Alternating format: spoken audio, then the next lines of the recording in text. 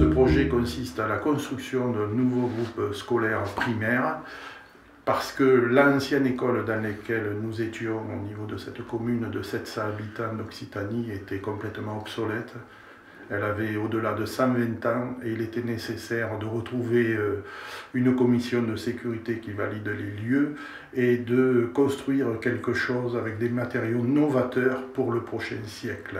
La population a été associée au projet par des visites régulières sur le site ainsi que par le biais d'une souscription qui nous a permis de récolter suffisamment de fonds pour pouvoir équiper cette école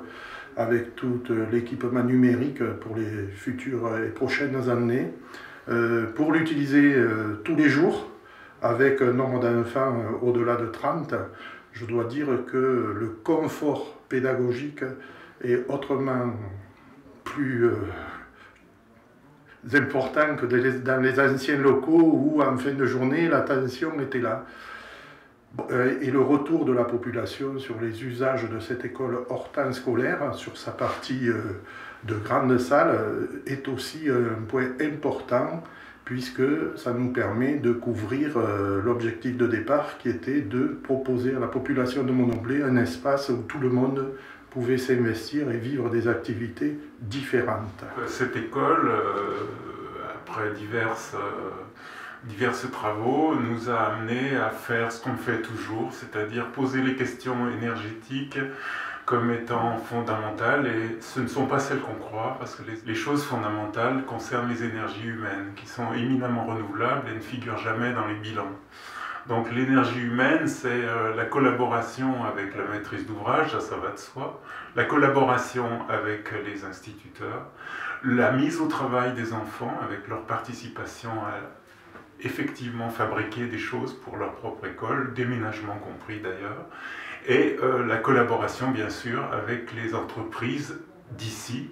et les matériaux, dans la mesure du possible, raisonnablement d'ici. Sur cette utilisation des matériaux,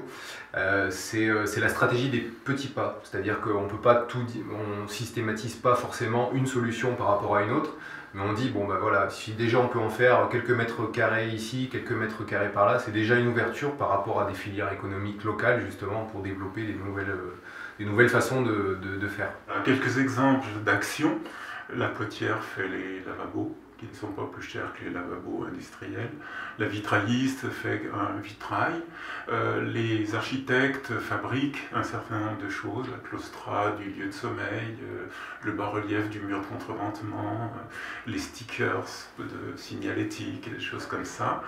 qui permettent de brouiller la limite entre le travail manuel et le travail intellectuel, sachant qu'on sait qu'aujourd'hui, plus personne ne veut devenir maçon et qu'un jour il va bien falloir payer l'addition.